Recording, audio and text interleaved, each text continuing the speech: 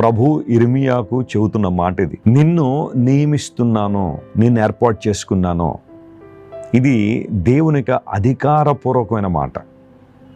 ఇర్మియా అనే దైవజనుడు 40 సంవత్సరాలు పరిచర్య చేశాడు.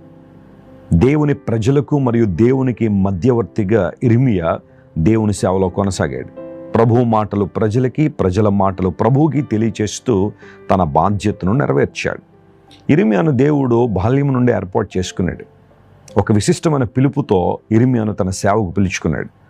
ఆ రోజుల్లో ఇర్మియా కాలంలో దేవుని పక్షాన నిలబడ్డం అంటే చిన్న విషయం కాదు. అనేక సార్లు శ్రమలు, ఇబ్బందులు, నిందలు, అవమానాలు, ప్రతికూల వాతావరణాలు రాబోతున్నాయి అని ఇర్మియాకు తెలుసు. అయితే దేవుడు ఇర్మియాను ప్రిపేర్ చేశాడు. దేవుడు ఇర్మియాను బలపరిచాడు. తన వాగ్దానం ద్వారా స్థిరపరిచాడు. నువ్వు నా పక్షాన నిలబడుతున్నావు గనుక నేను నిన్ను నా కొరకు నియమిస్తున్నాను.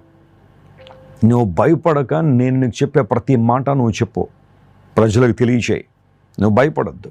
నా మాటలు ప్రజలకు చెప్పడానికి నువ్వు భయపడాల్సిన అవసరం లేదు. ఈ రోజుల్లో నీవు కూడా దేవుని గురించి మాట్లాడడానికి లేదా ఆయన గురించిన విషయాలు తెలియచేయడానికి, నేను దేవుని బిడ్డను అని చెప్పుకోవడానికి ఒకవేళ ఏమైనా భయం నీలో ఉందా? భయపడుతున్నావా? ప్రభు లేఖను సెలవిస్తే నువ్వు భయపడద్దు.